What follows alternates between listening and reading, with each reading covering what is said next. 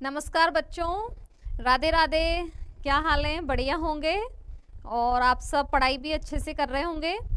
आपका स्वागत है आपका अपने YouTube चैनल पर, और इसको शेयर किया करो, सब्सक्राइब किया करो। सबके पास क्लासेज पहुंचनी चाहिए। मैंने आपको पहले भी बोला था कि ये जो निःशुल्क क्लासेज मैंने स्टार्ट किए, इससे सभी बच्चों को फ़ायदा मिले, इसके लिए आप इसको ज़्यादा से ज़्यादा शेयर किया करो। देखो, अपन ने एक वर्ड स्टार्ट किया था कल, मैम वर्ड स्टार्ट किया था। मैम वर्ड में मैंने आपको पढ़ाया था कि स्तनों को धारण करने वाले क्या होते हैं? मैमल्स, स्तनधारी स्तनों को धारण करते हैं, शरीर पर बाल पाए जाते हैं, बच्चे पैदा करते हैं, डायफ्राम होता है, ईयर पिन्ना होता है। फिर मैंने आपको कुछ मैमल्स के नाम लिखाए थे, मैं आपको उनके बारे में समझा रही थी। जैसे मैंने आपको ब्लू व्हेल के बारे में बताया था, डॉल्फिन के बारे में बताया था, वालरस के बारे में बताया था, पोर्पोइज के बारे में बताया था। इसके बाद में मैं आपको बताने वाली थी चमगादड़ के बारे में। मैंने बोला था ना कि इनके जो इम्पोर्टेंट क्वेश्चन है वो लिख रहे हैं अपन। जैसे अपन लिख रहे हैं चमगादड़। चमगादड़ को इंग्लिश में क्या कहते हैं? बैट। चमगादड़ का क्वेश्चन आता है एग्जाम में। चमगादड़ एक तो रात्रिचर है, नॉक्टर्नल। चमगादड़ होता है रात्रिचर, नॉक्टर्नल। नॉक्टर्नल रात्रिचर होता है, रात में विचरण करता है। चमगादड़ को है ना दिखता नहीं है, तो ये दिशा का ज्ञान, दिशा का पता लगाने के लिए पराश्रव्य ध्वनि तरंगे उत्पन्न करता है। फिजिक्स में आप पढ़ते भी होंगे, पढ़ाऊंगी मैं आपको। अल्ट्रासाउंड उत्पन्न करता है, तो रास्ते में कोई बाधा होती है ना, तो टकरा के वापस आ जाती है, तो इसको रास्ते का ज्ञान हो जाता है। इतनी सारी प्रोसीडिंग चमगादड़ करता है। इसके लिए चमगादड़ में क्या पाया जाता है? राडार तंत्र। राडार तंत्र पाया जाता है, और ये राडार तंत्र चमगादड़ को किसका ज्ञान कराता है? दिशा का ज्ञान कराता है। इको लोकेशन सेंसरी सिस्टम पाया जाता है, इसमें राडार तंत्र होता है जो इसको दिशा का ज्ञान कराता है। और चमगादड़ रात्रिचर होता है, ये जानते हैं। एसएससी में क्वेश्चन आया हुआ है। चमगादड़ को स्तनधारी में ही तो पढ़ रहे हैं ना अपन। चमगादड़ स्तनधारी है क्यों? देखो, चमगादड़ स्तनधारी है क्योंकि इसमें क्या पाया जाता है? डायफ्राम। चमगादड़ में क्या पाया जाता है? डायाफ्राम। और डायाफ्राम पाया जाता है, इसलिए चमगादड़ एक क्या होता है? स्तनधारी। मैंने आपको कल पढ़ाया था ना डायफ्राम के बारे में।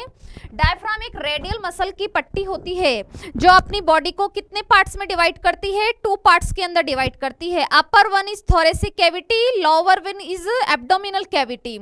तो चमगादड़ स्तनधारी है क्योंकि इसमें क्या होता है? डायफ्राम। ये समझ गए? तो चमगादड़ के क्वेश्चन याद रखना। रात्रिचर होता है, दिशा का ज्ञान कराने के लिए राडार तंत्र होता है, इसको दिशा का ज्ञान कराने के लिए ये अल्ट्रासाउंड उत्पन्न करता है। अल्ट्रासाउंड टकरा के वापस आती है, तो इससे इसको रास्ते का पता लग जाता है। रात में विचरण करता है, दिखता नहीं है, तो अल्ट्रासाउंड से ये दिशा का पता लगा लेता है। इसके बाद में एक मैंने आपको लास्ट में लिखाया था खरगोश, रैबिट बोलते हैं इसको, ये तो आप जानते हो। एक खरा भी होता है, खरा होता है हेयर। ये खरगोश, रैबिट तो खरगोश होता है। खरे का क्वेश्चन आता है, फर्स्ट ग्रेड में भी आया था ये। रैबिट क्या है? रैबिट मतलब स्तनधारी तो है, मतलब पोषण की दृष्टि से कैसा है? शाकाहारी है, मांसाहारी है, सर्वाहारी, ओमनिवोरस होता है। रैबिट होता है पूर्णतया शाकाहारी, कंप्लीटली हर्बीवोरस। पूर्णतया क्या होता है? शाकाहारी होता है, हर्बीवोरस होता है। और रैबिट का एक क्वेश्चन आता है, बहुत फेमस सवाल है इसका। ये होता है विष्टा भोजी। विष्टा भोजी होता है, इंग्लिश में बोलते हैं इसको कोप्रोफेजी। विष्टा भोजी या फिर क्या होता है? कोप्रोफेजी। क्या होता है ये विष्टा भोजी? अपनी विष्टा को वापस खा लेता है। खाने के लिए फेजी वर्ड आता है, जैसे अभी एक और आएगा, फेजी वर्ड खाने के लिए होता है। विष्टा को खा लेता है। क्यों खा लेता है भाई? इतना क्यों पागल होके बैठा है क्या? वापस से अपनी विष्टा को खा लेता है। ये इसलिए खाता है क्योंकि रैबिट कैसा है? शाकाहारी होता है। और शाकाहारी होते हैं ना ये जो क्या खाते हैं, गाय भैंस चारा वगैरह, इससे इनको है ना सबसे ज्यादा सेल्यूलोज मिलता है। शाकाहारी जो गाय भैंसे वगैरह होती है ना, इनको अपने भोजन से सबसे ज़्यादा क्या मिलता है? सेल्यूलोज।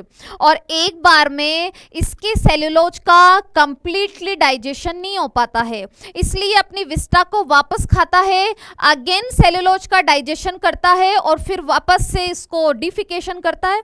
तो सेल्यूलोज का पूर्ण पाचन करने के लिए, कंप्लीट डाइजेशन ऑफ सेल्यूलोज, पूर्ण पाचन करने के लिए अपनी विष्ठा को वापस खा लेता है। ये इंपॉर्टेंट क्वेश्चन है खरगोश का। विष्ठा भोजी होता है, कॉप्रोफेजी। और साइंस में ना खाने के लिए फेजी के लिए फेजी वर्ड आता है, भोजी वर्ड आता है खाने के लिए। समझ गए? ये मैं आपको स्तनधारियों में कुछ उदाहरण पढ़ा रही थी ना, तो उसमें मैंने आपको चमगादड़ का क्वेश्चन बताया, खरगोश का क्वेश्चन बताया। अब देखो कुछ स्तनधारी और बताती हूं मैं आपको। एक मैंने आपको ये भी बताया था, ब्लू व्हेल का वैज्ञानिक नाम क्या होता है?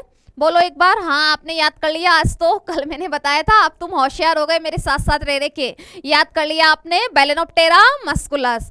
डॉल्फिन का वैज्ञानिक नाम क्या है? ये भी तुम्हें याद हो गया, प्लाटानिस्टा गैंगेटिक। इतना आप समझ गए थे। अब इसके बाद में मैं आपको एक और स्तनधारी के बारे में बताती हूँ जो बहुत ज्यादा फेमस है, कंगारू। कंगारू कहाँ का राष्ट्रीय पशु है? बिल्कुल सही जानते हो आप, कंगारू कहाँ का राष्ट्रीय पशु है? बिल्कुल सही बोला है। जब आप अखबार, अगर आप ध्यान से, वैसे कंपटीशन की जो तैयारी कर रहे हैं ना बच्चे, उनको न्यूज़पेपर पढ़ना चाहिए।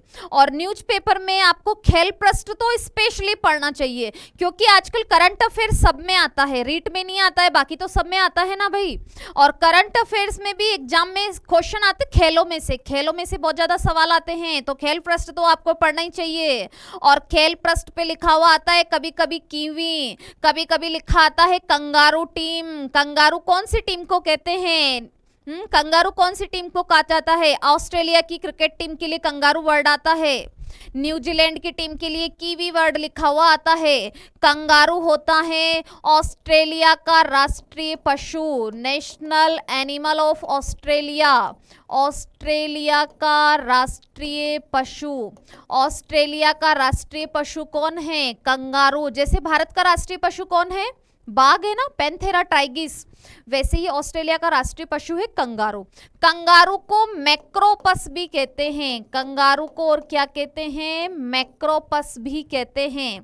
कंगारू का एक और इम्पोर्टेंट सवाल है इसके अलावा, कंगारू होता है ना, ये अर्धविकसित बच्चों को जन्म देता है। इनके जो मैमल्स स्पेशल हैं, जिनके स्पेशल क्वेश्चन आते हैं, वही तो मैं आपको बता रही हूँ ना। ऐसे तो स्तनधारी पढ़ते पढ़ते तो अपनी जिंदगी खत्म हो जाएगी, तब भी स्तनधारियों की नॉलेज खत्म नहीं होगी, इतनी नॉलेज आ चुकी है स्तनधारियों के बारे में। तो कंगारू अर्धविकसित बच्चों को जन्म देता है, हाफ डेवलप्ड चाइल्ड को जन्म देता है, अर्धविकसित बच्चों को जन्म देता है, अर्धविकसित बच्चों को जन्म देता है।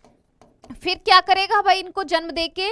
इन अर्धविकसित बच्चों को पूर्ण विकसित होने तक, कंप्लीटली डेवलप्ड होने तक, पूर्ण विकसित होने तक कहां पर रखता है? पूर्ण विकसित होने तक अपने शरीर पर पाई जाने वाली, अपने शरीर पर पाई जाने वाली, अपने शरीर पर पाई जाने वाली, देखो इस कंगारू का चित्र आपने, मैंने कहा ना मोबाइल का सही यूज करना सीख जाओ तो ये जिंदगी बना देगा, और इसका गलत यूज करोगे तो जिंदगी बिगाड़ देगा। हर चीज के दो फेवर होते हैं। अब ये गूगल पे ये सारी चीजें देखा करो आप, मैं तो दिखाऊंगी सही, आप अपने स्तर पे भी तो प्रयास कर सकते हो ना। ताली एक हाथ से नहीं बजती है भाई, दोनों हाथ से बजती है। थोड़ा प्रयास मैं कर रही हूँ तो थोड़ा आपको भी करना पड़ेगा, वन साइडेड कुछ नहीं होता है। अपने शरीर पर पाई जाने वाली थैली, इसके शरीर पर एक थैली होती है, और इस थैली का नाम याद रखना, इस थैली को बोलते हैं मार्सुपियम। मार्सुपियम अपने शरीर पर पाई जाने वाली थैली, और इस थैली का नाम क्या है? मार्सुपियम। मार्सुपियम में रखता है। इनको अर्धविकसित बच्चों को जन्म दिया, फिर इनको पूर्ण विकसित होने तक, जब तक वो बच्चा पूरा विकसित नहीं हो जाता है, अपने शरीर पर पाई जाने वाली थैली मार्सुपियम में रखता है, इसलिए इनको मार्सुपियलिस भी कहा जाता है।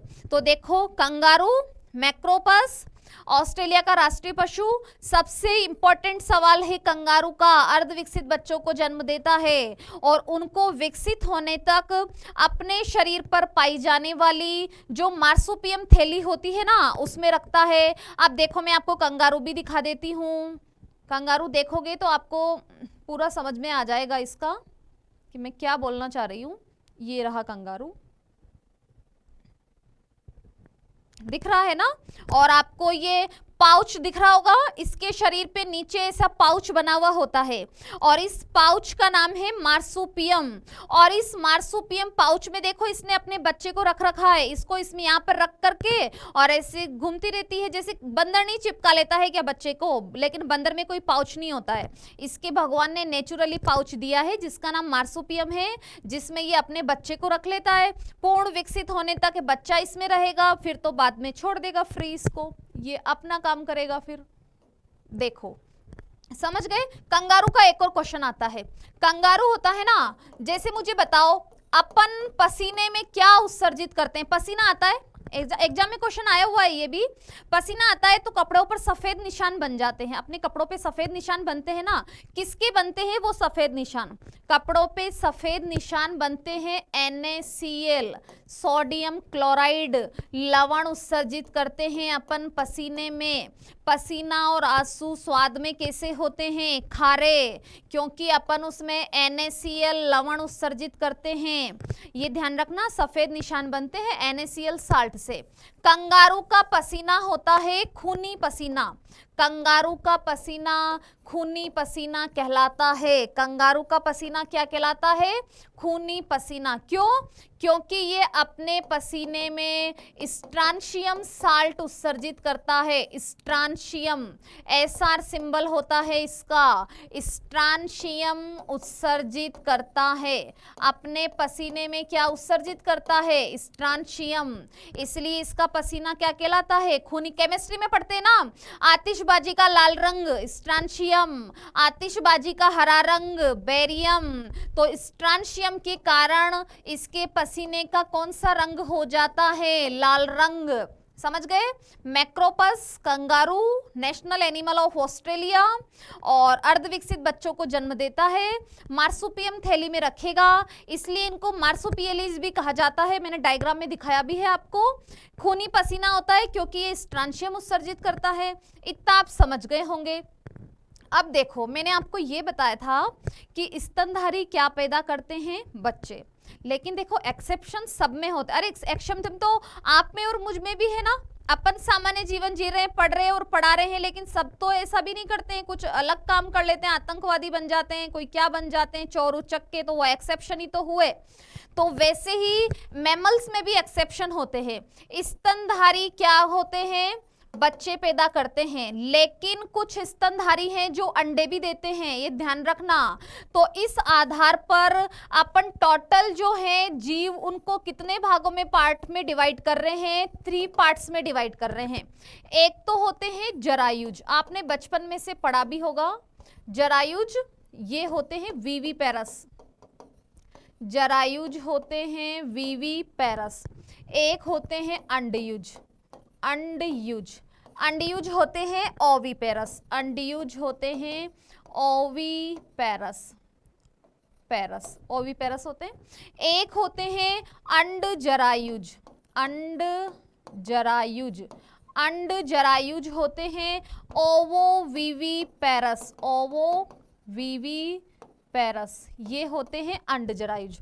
3 पार्ट्स में डिवाइड किया है अपन ने इनको। अब क्या है इसमें? देखो जरायुज वो होते हैं जो क्या पैदा करते हैं? बच्चे, बच्चे पैदा करते हैं। देखो है ना, एक एक चीज बता रही हूं मैं यहाँ पर। क्लास में आपको इतना किसी ने नहीं पढ़ाया होगा, ये मैं लिख के बोल सकती हूँ विश्वास के साथ, क्योंकि इतना कोई नहीं पढ़ाता है। इतनी चीजें आपको इतना खोल खोल के, विविपेरस क्या होते हैं, ओविपेरस क्या होते हैं, बालों का आवरण क्या कहलाता है, चमगादड़ में कौन सा सिस्टम होता है, ये तो कोई पढ़ाता ही नहीं है। जरायुज क्या पैदा करते हैं? बच्चे, और बच्चे पैदा करते हैं जैसे कि आप और हम। अंडज क्या होते हैं? जो अंडे देते हैं। अब अंडे देते हैं तो क्या उदाहरण में पक्षी लिखूं क्या? नहीं, अपन मैमल्स की बात कर रहे हैं ना। कुछ मैमल्स ऐसे भी हैं जो अंडे देते हैं, अभी बताती हूं मैं आपको कौन से होते हैं। अंडजरायुज, ओवोविविपेरस, इसमें वो आते हैं जो अर्धविकसित बच्चों को जन्म देते हैं। अब अर्धविकसित वाला तो मैंने आपको अभी रिसेंटली उदाहरण बताया है ना। जैसे उदाहरण इसमें कौन आएगा? कंगारू। कंगारू ने अर्धविकसित बच्चों को जन्म दिया है, तो कंगारू किस में आया है? ओवोविविपेरस में आया है। समझ गए ना।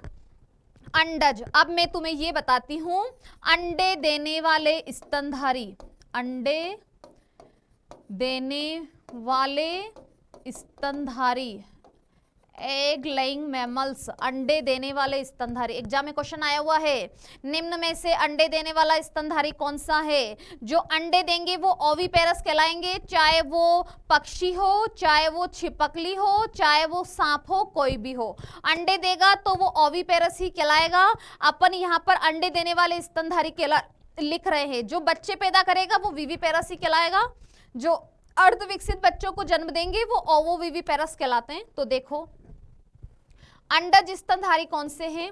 ओविपेरस मैमल्स, अंडज स्तनधारी ओविपेरस मैमल्स कौन से हैं?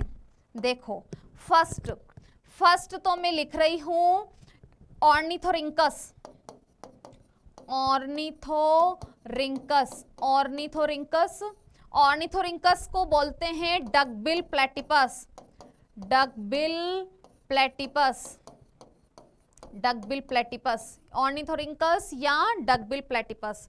और सेकंड में लिख रही हूं यहां पर इकिडना, इकिडाना, इकिडना या इकिडाना बोलते हैं इसको, और इकिडना का ही एक और नाम है टेकीग्लोसस, इकिडना को ही क्या बोलते हैं? टेकीग्लोसस, इकिडना टेकीग्लोसस। और ये टेकीग्लोसस ही कहलाता है कंटीला चींटीखोर, ये कहलाता है कंटीला चींटीखोर, कंटीला चींटीखोर। स्पाइनी एंटीटर इंग्लिश में बोलते हैं इसको, spiny anteater, spiny anteater. देखो ये अंडे देने वाले स्तनधारी हैं। जब ये मतलब एक्सेप्शन है तो यूनिक है, एक्सेप्शन तो भाई यूनिक होते हैं ना।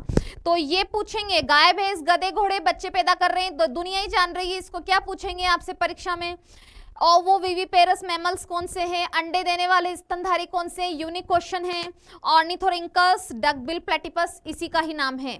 इकिडना, टेकीग्लोसस, कंटीला चींटीखोर। कंटीला तो मतलब इसके शरीर पर कांटे समान स्ट्रक्चर होती, कांटे कांटे से लगे होते हैं। चींटीखोर का मतलब क्या खाता है? चींटियां। और चींटियों के लिए साइंटिफिक वर्ड होता है मिमिरको, मिमिरको, मिमिरको वर्ड किसके लिए होता है? चींटियों के लिए।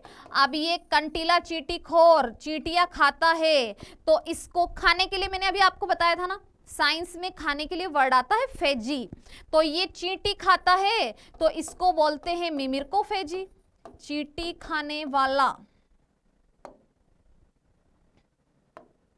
मिमिरकोफेजी क्या कहलाता है? ये मिमिरकोफेजी कहलाता है। समझ गए क्या? एक बार इनका चित्र दिखाती हूं, देखो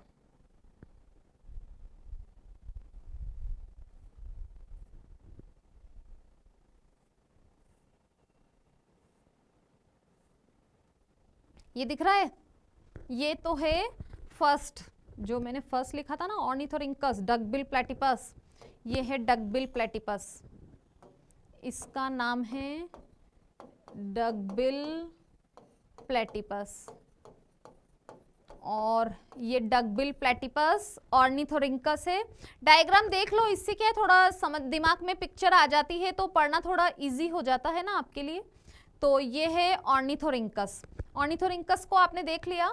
इसके बाद में देखो मैं आपको दिखाती हूँ वो जो स्पाइनी एंटीटर था ना, स्पाइनी एंटीटर उसको बोलते हैं कंटीला चींटीखोर। अब देखो दिख रहा होगा ये आपको, कंटीला चींटीखोर इसको क्यों बोलते हैं ये भी आपको पिक से क्लियर हो गया होगा।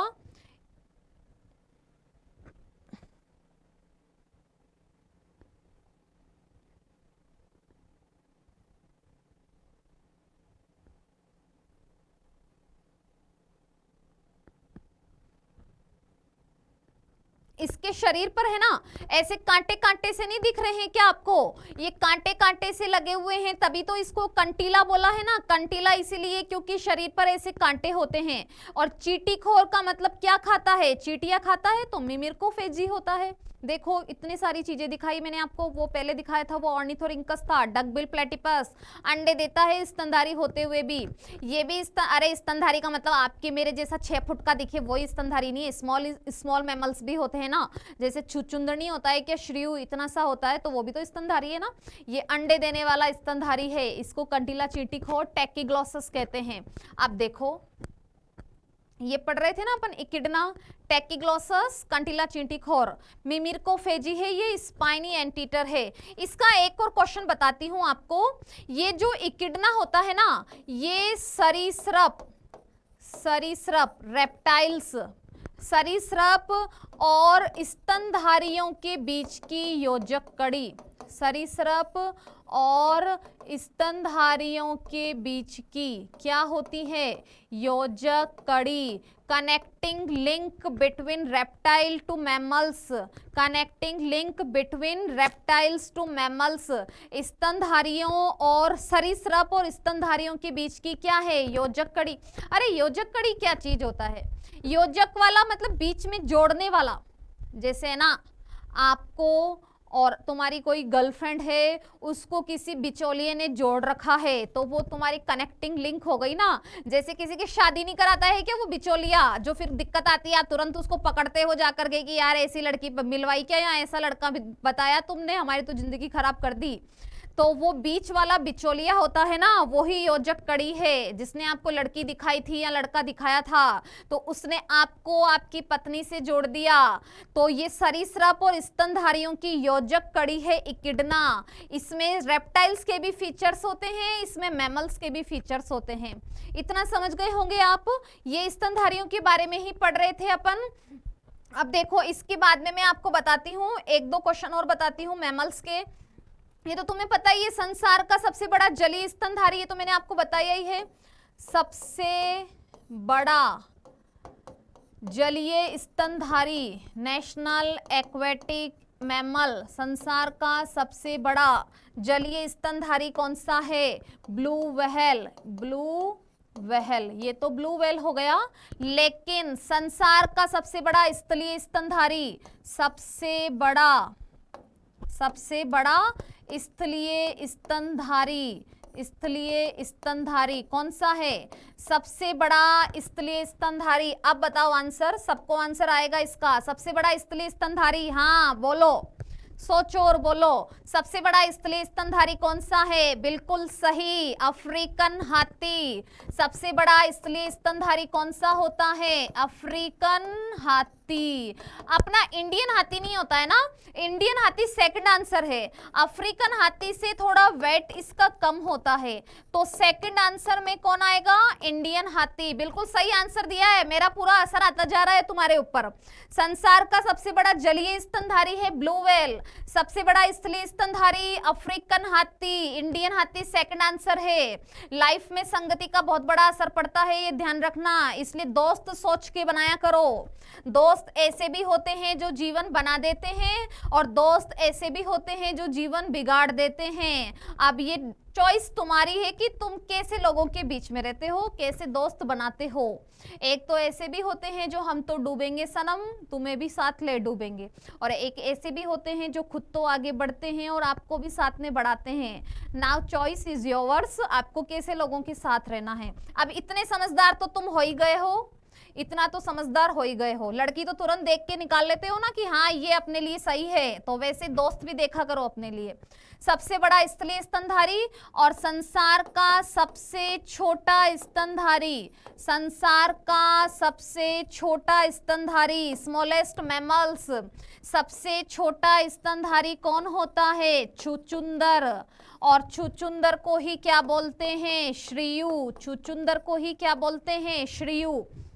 मेरी बात सुनो, ब्लू व्हेल का डायग्राम मैंने आपको कल दिखा दिया था ना, वो पानी से बाहर आ रही थी जंप करके ऑक्सीजन लेने के लिए। हाथी दिखाने की आपको जरूरत नहीं है, छुचुंदर दिखाती हूं मैं आपको।